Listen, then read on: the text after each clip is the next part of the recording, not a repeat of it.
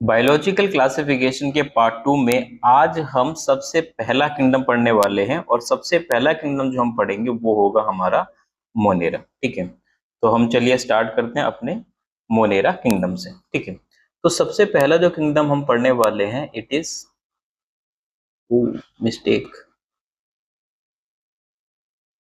Kingdom Monera. ठीक है, ये सबसे पहला हमारा किंगडम है जो हम पढ़ने वाले। तो सबसे पहले इसके नाम से स्टार्ट करते हैं। अब मोनेरा जो वर्ड आया है ये ग्रीक वर्ड मोनेरस से आया है।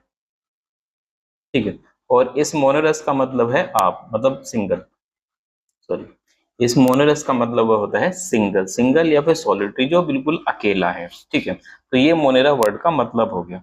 अब हम मोनेरा के अंदर जो ऑर्गेनिजम्स आते हैं उनके कुछ की फीचर्स के बारे में बात करते हैं। सबसे पहली चीज, ये सभी प्रोकैरियोट्स होते हैं, they are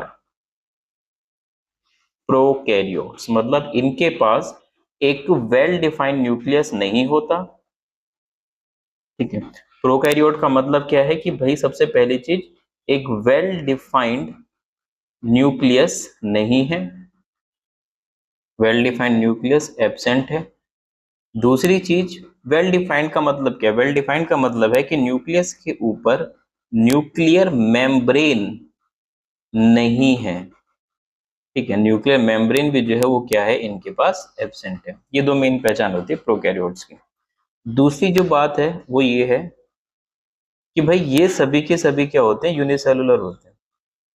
they all are unicellular.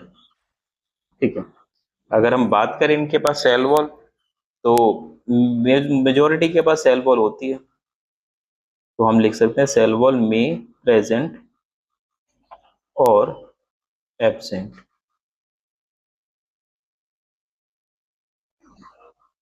तो सेल वॉल जो है हो भी सकती है और नहीं भी हो सकती है। अब किसके अंदर नहीं है वो उसका जो ऑर्गेनिज्म है वो मैं भी कभी आपको बताया दूं। ठीक है, सेल वॉल जिसके अंदर नहीं होती उसका आपको नाम ध्यान रखना, माइकोप्लाज्मा। ठीक है, अब माइकोप्लाज्मा की कुछ और बातें आपको याद रखनी है। पहली चीज तो सेल वॉल नहीं होती। दूसरी चीज, माइकोप्लाज्मा फिलहाल देखी गई सबसे छोटी सेल होती है, स्मॉलेस्ट सेल। माइकोप्लाज्मा जो है ये एनएरोबिक होती है, बिना ऑक्सीजन के ही सरवाइव कर सकती है, ऑक्सीजन में मर जाएगी। इसके अलावा माइकोप्लाज्मा जो होता है ये पैथोजेनिक होती है। पैथोजेनिक का मतलब है कि ये डिजीज कॉज करती है। और अगर कहीं पर आपको ये वर्ड नजर आ जाए MLO, तो इसका मतलब होगा माइकोप्लाज्मा लाइक ऑर्गेनिज्म। बात करें अगर हम इनके हैबिटेट की, तो भाई ये हर जगह पाए जाते हैं, दे फाउंड एवरीवेयर। ठीक है, जो भी हैबिटेट पॉसिबल हो सकता है ये हर हैबिटेट के अंदर पाए जा सकते हैं। और अगर कोई हर जगह पाया जाता है तो उसके लिए एक वर्ड यूज किया जाता है और वो वर्ड है कॉस्मोपॉलिटियन। ठीक है, इसका मतलब क्या है कि ये हर जगह पाए जा सकते हैं, ऐसी कोई जगह नहीं है जहां पर ये नहीं पाए जा सकते। अगर हम बात करें कि खाना कैसे बनाते हैं, तो भाई ये दोनों तरीके के हो सकते हैं। ये ऑटोट्रॉफिक भी हो सकते हैं और ये हेट्रोट्रॉफिक भी हो सकते हैं। ऑटोट्रॉफिक में भी दो तरीके के हो सकते हैं, सनलाइट से खाना बनाएंगे तो फोटो ऑटोट्रॉफिक, केमिकल से खाना बनाएंगे तो कीमो ऑटोट्रॉफिक। ठीक है, तो ये हमने इनके कुछ जनरल डिस्क्रिप्शन पढ़ लिए। ठीक है, अब हमको याद है, हमको क्या, आपको भी याद ही होगा कि मोनेरा को हमने दो ग्रुप्स के अंदर बांट दिया था। हमने क्या, कार्ल वुश जी ने बांटा था। तो मोनेरा को बांटा गया है दो कैटेगरी के अंदर, जिसमें पहली कैटेगरी जो है वो है आर्की बैक्टीरिया, और दूसरी जो कैटेगरी है वो है यू बैक्टीरिया। ठीक है, तो हम सबसे पहले क्या करने वाले हैं, आर्की बैक्टीरिया को पढ़ने वाले हैं। ठीक है, तो हम सबसे पहले स्टार्ट करेंगे हमारे आर्कियाई बैक्टीरिया को। आर्की बैक्टीरिया, ठीक है। अब आर्की बैक्टीरिया के वर्ड को देख लेते हैं। यहाँ पे ये जो आर्कियाई वर्ड लगा हुआ है ना, इस आर्कियाई वर्ड का मतलब होता है एंशियंट, या फिर आप लिख सकते हो प्रिमिटिव, काफी पुराना। ठीक है, तो ये कुछ पुराने ऑर्गेनिजम्स हैं। ठीक है, जैसे आर्की वर्ड का मतलब हमेशा याद रखना, प्राचीन या पुरानी चीजों को कहा जाता है। तो अगर आपके सामने वर्ड है आर्कियोलॉजी, तो इसका मतलब क्या है, पुरानी प्राचीन चीजों की स्टडी करना, ये आर्कियोलॉजी कहलाता है। ठीक है, तो हम इसके कुछ जनरल कैरेक्टरिस्टिक लिखते हैं। ऐसा माना जाता है कि दुनिया में सबसे पहले जो ऑर्गेनिज्म आए थे वो शायद यही थे। ठीक है, तो हम लिख सकते हैं इनको probably first cellular form of life. ठीक है, इसके अलावा ये ऐसी कंडीशन में पाया जाता है जहां पर और कोई लाइफ फॉर्म पाई ही नहीं जा सकती, ऐसी जगह पर पाया जाता है। They found in extremely harsh conditions, जहां पर और कोई लाइफ की फॉर्म रेयरली एग्जिस्ट कर सकती है। ठीक है, अब ऐसा क्यों कि भाई ये इतनी खौफनाक जगहों पर कैसे मिल जाते हैं, क्यों एग्जिस्ट कर पाते हैं, उसका रीजन है कि भाई ये ऐसी एक्सट्रीम कंडीशन के अंदर क्यों पाए जाते हैं, और ये जो रीजन है ये आपसे पूछा जा सकता है। ठीक है, तो ये ऐसी एक्सट्रीम कंडीशन में इसलिए पाए जा सकते हैं क्योंकि इनके पास एक यूनिक सेल वॉल होती है। तो हम इसका आंसर लिखेंगे due to presence of unique cell wall. इस यूनिक सेल वॉल को कहा जाता, सॉरी, यूनिक सेल वॉल जो बनी होती है टिकोइक एसिड नाम के केमिकल की, unique cell wall made up of teichoic acid. देखो ये नाम एनसीईआरटी के अंदर नहीं है, पर आपको ध्यान रखना है कि जो आर्कीबैक्टीरिया होते हैं उनकी जो सेल वॉल है, जो यूनिक सेल वॉल है, वो एक स्पेशल केमिकल की बनी होती है, और ये स्पेशल केमिकल है टिकोइक एसिड। ठीक है, ये टिकोइक एसिड इनको किसी भी तरह की जो हार्शी कंडीशन है उसमें सरवाइव करने में मदद कर देता है। इसलिए इस कोई भी कंडीशन हो, बहुत ज्यादा टेम्परेचर 100 से ज्यादा हो, बहुत ज्यादा सॉल्ट हो, कोई भी कंडीशन हो, कोई सरवाइव करे ना करे, वहां पर ये आपको मिल जाएंगे। ठीक है, तो अपने हैबिटेट के अकॉर्डिंग कि भाई किस जगह पर ये पाए जा रहे हैं, इनके भी हो जाते हैं कई सारे टाइप्स। ठीक है, तो हम इनके टोटल 3 टाइप पढ़ने वाले हैं। ठीक है, आर्की बैक्टीरिया का सबसे पहला जो टाइप है आर्की बैक्टीरिया का वो है थर्मो एसिडोफिल्स। ठीक है, थर्मो एसिडोफिल्स। थर्मो एसिडोफिल्स क्या होते हैं, ये आपको याद रखना है, ये ऐसे आर्की बैक्टीरिया होते हैं जो बहुत हीट वाली जगह पर पाए जाते हैं। जो आर्की बैक्टीरिया है जो पाए जाते हैं हॉट सल्फर स्प्रिंग में, they found in hot sulphur spring, जहां टेम्परेचर जो है वो 100 डिग्री से भी ज्यादा हो जाता है, एक्सीड 100 डिग्री सेल्सियस, ऐसे जगहों पर ये पाए जाते हैं। ठीक है, इसका मैं आपको एग्जांपल बताता हूँ, एग्जांपल बहुत इंपॉर्टेंट है, 12th क्लास में भी पूछा जाएगा। इसका एग्जांपल है थर्मस एक्वेटिकस, और अगर आप ड्रॉप ले चुके हैं और फिर इसको पढ़ रहे हैं तो आपको इसकी इंपॉर्टेंस पता ही होगी कि थर्मस एक्वेटिकस की क्या इंपॉर्टेंस है। ठीक है, वैसे इसका इंपॉर्टेंस जो है एक्चुअल जो काम आएगा वो 12th क्लास के अंदर आपको पता चलेगा कि इसका कितना बड़ा रोल है। ठीक है, चलिए अब सेकंड कैटेगरी की तरफ बढ़ते हैं। सेकंड जो कैटेगरी यहाँ पर है हमारी वो है हैलोफिल्स। देखो जैसे थर्मो वर्ड का मतलब टेम्परेचर था, आपको पता है हेलो वर्ड का मतलब क्या होता है, हेलो वर्ड का मतलब होता है सॉल्ट, जैसे हैलोजन सॉल्ट फॉर्मिंग। तो ये पाए जाते हैं एक्सट्रीमली सॉल्टी कंडीशन में, एक्सट्रीमली सॉल्टी कंडीशंस। ठीक है, जैसे हेलोकोकस। इसकी तीसरी और आखिरी जो कैटेगरी है वो है मेथानोजेंस, ये दलदली कंडीशन में पाए जाते हैं। ठीक है, तो मेथानोजेंस होते हैं, ये पाए जाते हैं मार्शी कंडीशंस में, they found in marshy conditions. अच्छा, अब बात आती है कि भाई ये मार्शी कंडीशंस क्या होती हैं, तो मार्शी कंडीशंस जो हैं ये होते हैं दलदल वाली कंडीशन। ठीक है, मार्शी कंडीशंस का मतलब क्या है, दलदल जैसी कंडीशन। ठीक है, ऐसी जगह पर ये पाए जाते हैं। अब दलदल है तो इसका मतलब यहाँ पर ऑक्सीजन बहुत कम होगी या फिर शायद नहीं होगी। ठीक है, ऐसी जगह पर ये पाए जाते हैं। एक और खास जगह है जहां पर ये पाए जाते हैं, ये रूमेंस में पाए जाते हैं, कैटल्स के, रूमेंस ऑफ कैटल्स, जैसे कि गाय हो गई, भैंस हो गई। ठीक है, इनके रूमेंस में पाए जाते हैं। अब ये कैटल्स क्या है और ह्यूमन क्या है, हम इसके बारे में थोड़ी सी चर्चा कर लेते हैं, कहीं आपके मन में कंफ्यूजन रह जाए इसको लेके। ठीक है, चलिए इस कलर का इस्तेमाल करते हैं। देखिए ये जो कैटल्स होते हैं ना, ये गाय भैंस वगैरह, इनका जो स्टमक होता है, इनके स्टमक को कंपाउंड स्टमक कहा जाता है।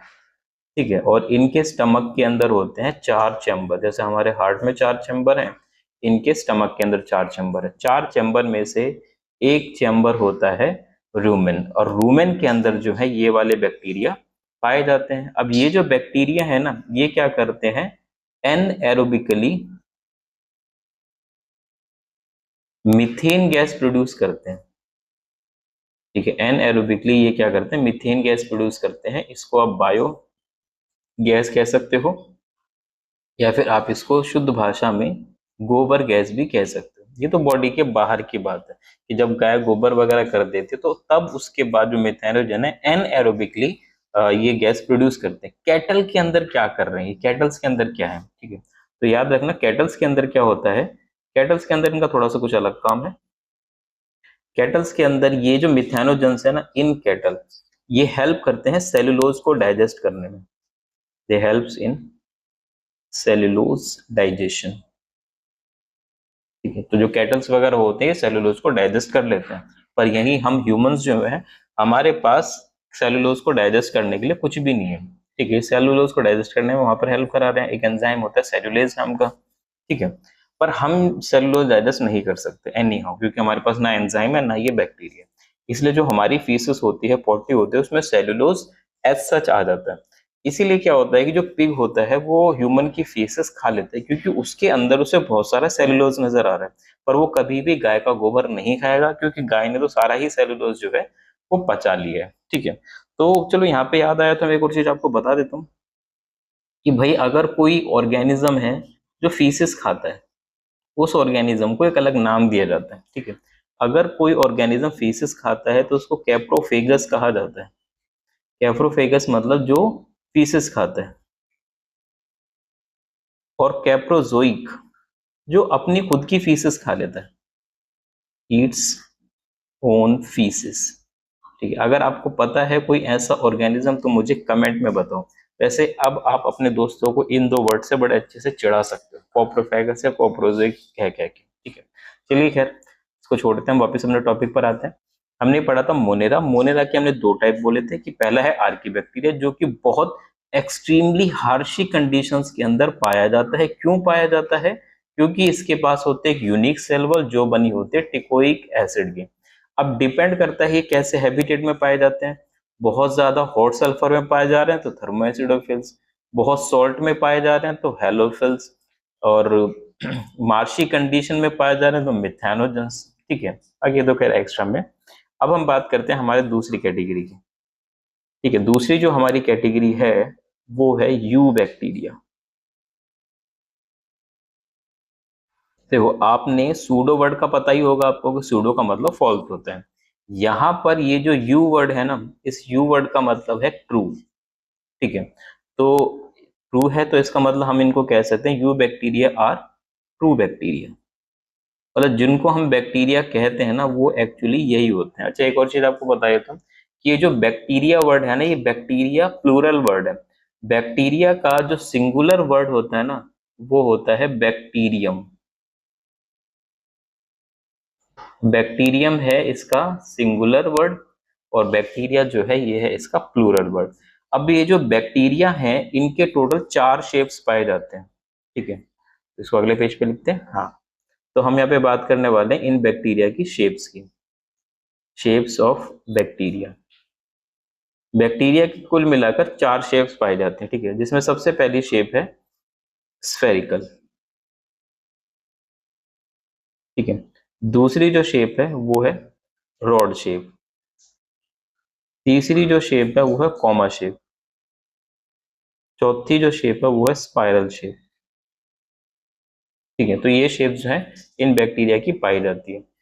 अब किसको क्या कहा जाता है, देखो ऐसा नहीं है कि आपको ये शेप्स नहीं पता, आपको शेप्स पता है कि भाई ये ऐसे गोल गोल होते हैं। ठीक है, तो अगर शेप स्फेरिकल है तो इसको नाम दिया जाएगा कोकस, प्लूरल हो जाएगा कोकाई।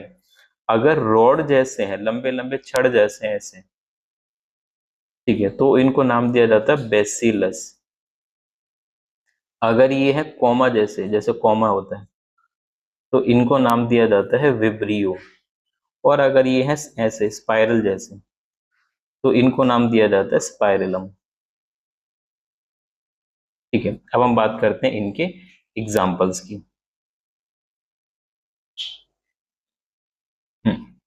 देखो, कोकस के जो एग्जाम्पल हैं आपको याद ही होंगे, जैसे स्टेप्टोकोकस लिख सकते हो आप इसको, डिप्लोकोकस लिख सकते हो, स्टिफिलोकोकस लिख सकते हो। इसके एक एग्जाम्पल के लिए आप लिख सकते हो लैक्टोबेसिलस, जो कि दूध के अंदर पाया जाता है। इसके एक एग्जाम्पल में लिख सकते हो आप विब्रियो कोलेरी, क्योंकि ये कोलेरा नाम की भयानक वाली बीमारी है, वो कॉज करता है। ठीक है, बाकी साइंटिफिक रूल के हिसाब से जब साइंटिफिक वर्ड हाथ से लिखा जाता है तो उनको सेपरेटली अंडरलाइन किया जाता है। अगर हम बात करें स्पाइरलम वाले शेप की, तो इसके मैं आपको एग्जांपल बता देता हूँ। इसका एक एग्जांपल है स्पाइरिलम बोटुलेंस। ये एक फ्रेश वाटर है, ये कोई खास ज्यादा जो बीमारी नहीं करता। ठीक है, एक और चीज आपको बताता हूँ, अगर स्पाइरल शेप है पर उसमें इस तरीके की बीच में और लाइनिंग्स पड़ी हुई हैं, तो इन वालों को स्पाइरोशीट कहा जाता है। ठीक है, इसका एक एग्जांपल है ट्राइपोनीमा पैलिडम। ठीक है, आई होप आपको पता होगा ये कौन सी वाली एसटीडी कॉज करता है।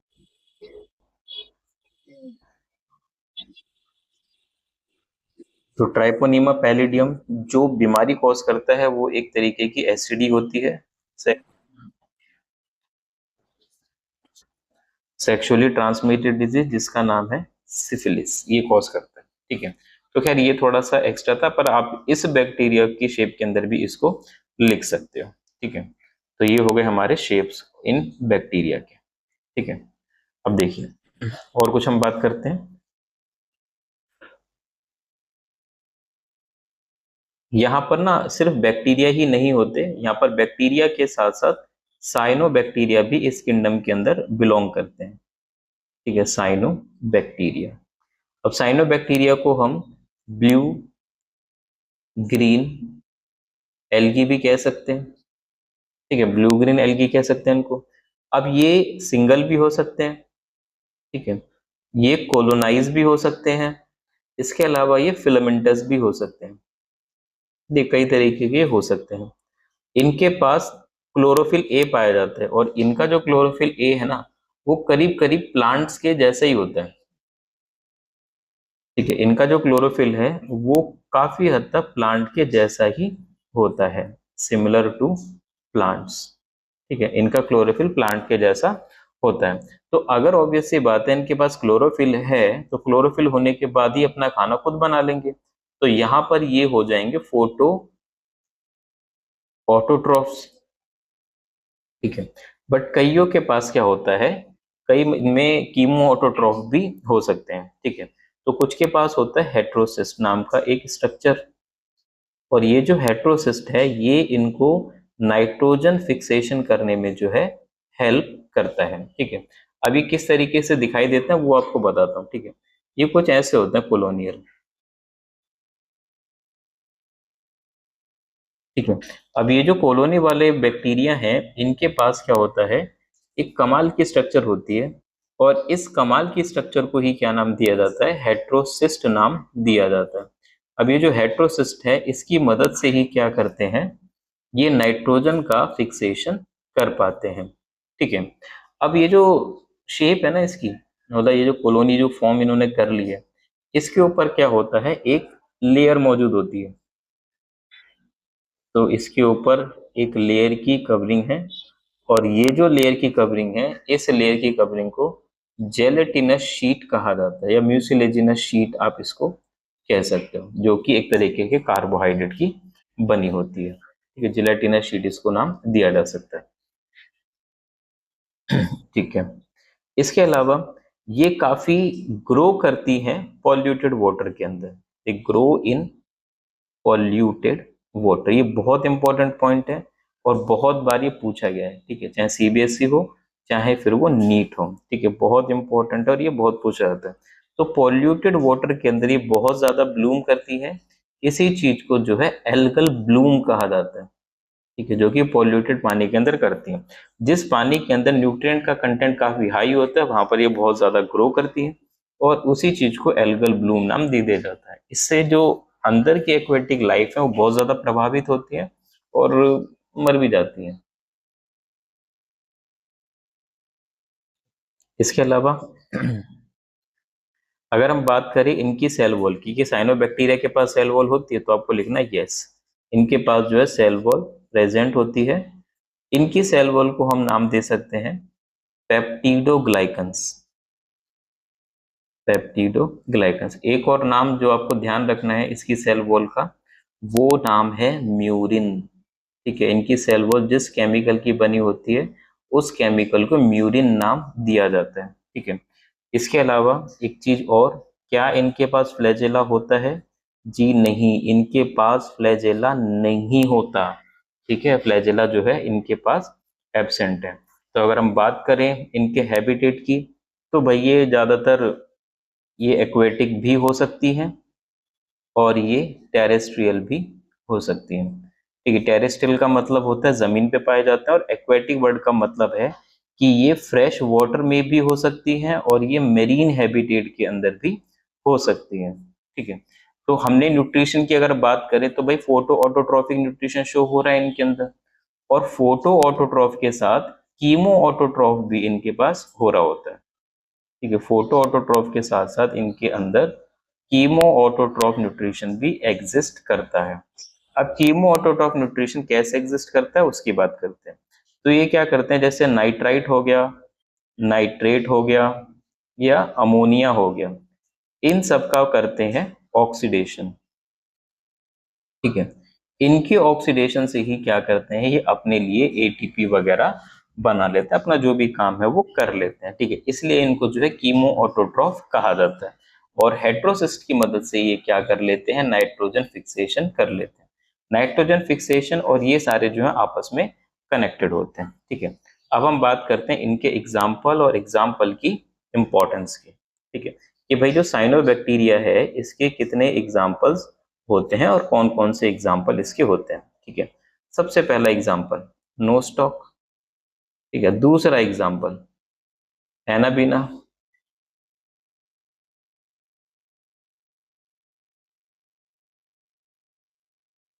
तीसरा एग्जाम्पल ऑस्सिलाटोरिया, ठीक है। ये तीनों के तीनों जो है साइनोबैक्टीरिया हैं। अब याद रखने वाली बात क्या है इसके अंदर वो आपको बताता हूँ, कि जो आपको ध्यान रखना है इसके अंदर, ध्यान रखने वाली बात ये है कि इसमें से जो ऑस्सिलाटोरिया है ये नाइट्रोजन फिक्सेशन तो कर देता है, ठीक है, नाइट्रोजन फिक्सेशन कर देता है, पर इसके पास हेट्रोसिस्ट ये नहीं होता। तो कई बार नीट के अंदर ऐसा ही क्वेश्चन पूछा जाता है कि विच ऑफ द फॉलोइंग, जिसके पास हेट्रोसिस्ट नहीं है, ठीक है, तो उसके अंदर आपको ये ऑप्शन दिए होंगे तो उसमें से आपको ऑसिलेटोरिया सिलेक्ट करना है। पर ये नहीं है कि हेट्रोसिस्ट नहीं है तो नाइट्रोजन फिक्सेशन नहीं कर पाएगा। इसका मतलब ये नहीं है कि अगर कोई कागज साइन नहीं होगा तो सारा पाकिस्तान ही जाएगा, वो चला जाता है। एक्चुअली इसके पास नाइट्रोजन फिक्सेशन करने के लिए जो एंजाइम जरूरी है नाइट्रोजिनेज, वो इसके पास होता है। हेट्रोसिस्ट नहीं है फिर भी ये नाइट्रोजन फिक्सेशन कर लेता है, इतना आपको ध्यान रखना है, ठीक है। तो ये मोनेरा की पहली कैटेगरी होगी साइनोबैक्टीरिया, ठीक है। अब हम बात करते हैं हमारे अच्छे और सच्चे बैक्टीरिया की, ठीक है। चलिए, तो बैक्टीरिया के बारे में हम काफी कुछ जानते हैं, जैसे यूनिसेलुलर हैं, ठीक है, प्रोकैरियोट्स हैं, मतलब वो तो सारे फीचर इनके साथ होंगे ही होंगे। तो हम इसको लिख सकते हैं कि भाई ये हर जगह पाए जाते हैं और सबसे ज्यादा यही पाए जाते हैं, दे आर मोस्ट अबंडेंट, ठीक है। इनके पास सेल वॉल है, बिल्कुल है, सेल वॉल प्रेजेंट। इनकी सेल वॉल किसकी बनी होती है, वही केमिकल हम लिख देंगे, पेप्टिडोग्लाइकन्स। अब पेप्टिडोग्लाइकन्स के साथ साथ आपको दो नाम यहाँ पर और मेंशन करने जरूरी है। उसमें से एक नाम है N acetyl muramic acid,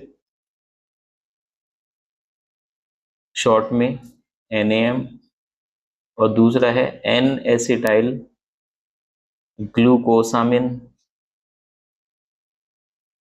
short में NAG, और इन दोनों के बीच में होती है क्रॉस लिंकेज। ठीक है, खैर उसको बाद में देखेंगे।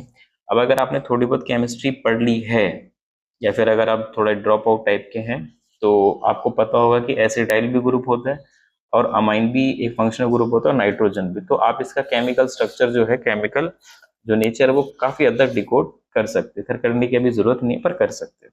ठीक है, अब हम बात करते हैं। देखो, सेल वॉल का मैं आपको पहले भी एक एक्सेप्शन बता चुका हूँ, दोबारा बता देता हूँ कि माइकोप्लाज्मा के पास सेल वॉल नहीं होती। और अगर हम बैक्टीरिया की बात करें तो इसके पास सेल वॉल है, सिर्फ माइकोप्लाज्मा के पास नहीं होती। अब बात करते हैं फ्लैजेला। हो भी सकता है, नहीं भी हो सकता है, मे बी प्रेजेंट और एब्सेंट। फ्लैजेला की भाई दोनों ही पॉसिबिलिटी है।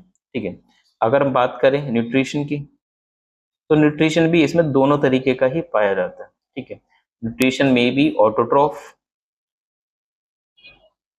न्यूट्रिशन में बी हेटरोट्रॉफ।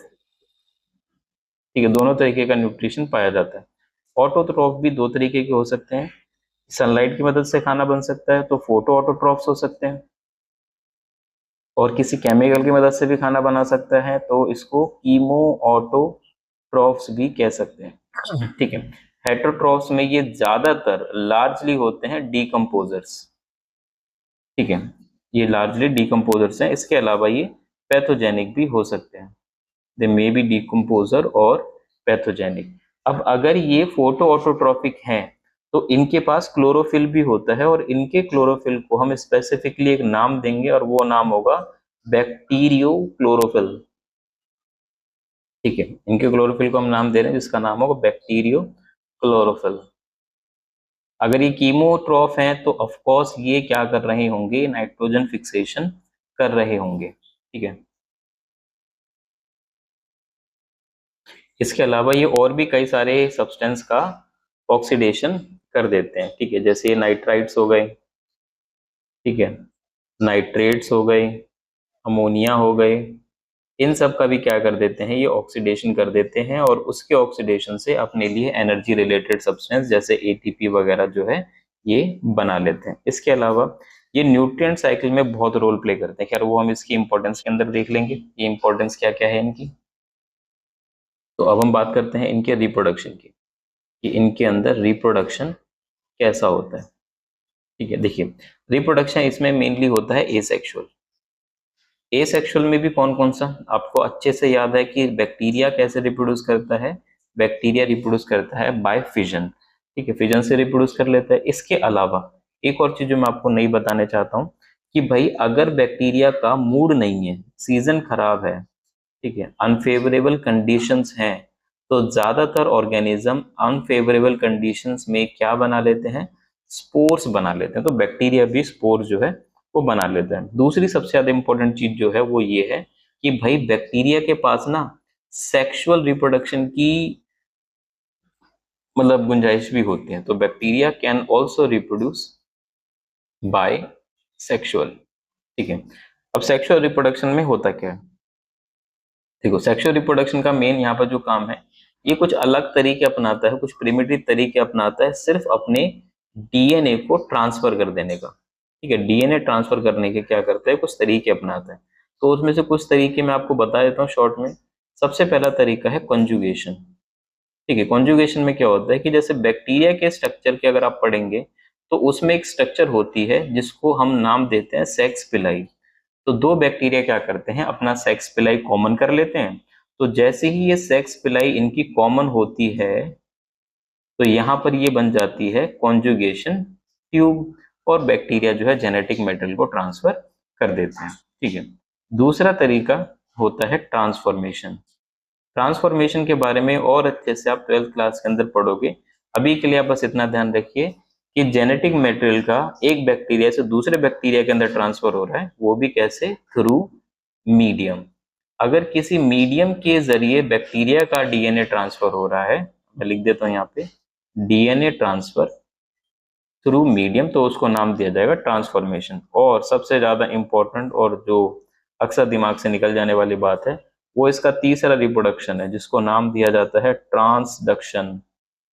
ट्रांसडक्शन में आप ध्यान मतलब यकीन नहीं करोगे, इसमें ट्रांसफर तो हो रहा है DNA का, ट्रांसफर ऑफ डीएनए, बट ये होता है किसी वायरस की मदद से, थ्रू वायरस। ठीक है, तो ये तीन तरीके के सेक्सुअल रिप्रोडक्शन है। पहला कॉन्जुगेशन, दूसरा ट्रांसफॉर्मेशन और तीसरा ट्रांसडक्शन। इन तीन तरीके से जो है बैक्टीरिया रिप्रोड्यूस कर लेता है। ठीक है, अब हम बात करते हैं बैक्टीरिया की इंपॉर्टेंस की। ठीक है, कि बैक्टीरिया की इंपॉर्टेंस क्या है। ऐसा नहीं कि सारे बैक्टीरिया खराब होते हैं। देखिए, जो कर्डलिंग ऑफ मिल्क हो रही है वो एक बैक्टीरिया की वजह से होती है। कर्डलिंग ऑफ मिल्क मतलब दूध से जो दही बन रहा है, लैक्टोबैसिलस लैब कह सकते हो उसमें। नाइट्रोजन फिक्सेशन बैक्टीरिया जो है कर रहे होते हैं, जैसे राइजोबियम, नाम सुना ही होगा आपका, मटर की जड़ों में पाया जाता है राइजोबियम। ये पाया जाता है roots of legume plants. Legumes वो प्लांट होते हैं जो फलीदार होते हैं, इनमें भी फलियां निकलती है, जैसे कि मटर की फली हो गई। ठीक है, तो उनको लेग्यूम्स कह देते हैं। इसके अलावा ये सोर्स होते हैं एंटीबायोटिक्स का, सोर्स ऑफ एंटीबायोटिक्स, कई सारी अलग मेडिसिन का। इसके अलावा कई सारे बायो एक्टिव केमिकल्स का। इन सब के बारे में आप 12th क्लास के अंदर और बढ़िया से पढ़ोगे। ठीक है, इसके अलावा ये हेल्प करते हैं न्यूट्रिएंट रिसाइकलिंग में। ठीक है, इसके अलावा ये न्यूट्रिएंट रिसाइकलिंग में भी जो है काफी हेल्प करते हैं, काफी सारे न्यूट्रिएंट्स की कंटेंट को ये बढ़ा देते हैं, जैसे कि आयरन हो गया, सल्फर हो गया, नाइट्रोजन हो गया, फॉस्फोरस हो गया। ठीक है, बाकी ये हमारे सोर्स हैं डिकम्पोजर्स के, ये ना हो तो अर्थ डेड बॉडीज का एक पाइलअप बन जाएगा। तो ये इनकी क्या है, कुछ इंपॉर्टेंस, बहुत सारी इंपॉर्टेंस है, पर अभी हम कुछ के बारे में बात करते हैं। ठीक है, इसके अलावा एक और चीज आपको बताया तो भाई, ये जो बैक्टीरिया है, बैक्टीरिया बहुत सारी डिजीज भी कॉज करते हैं।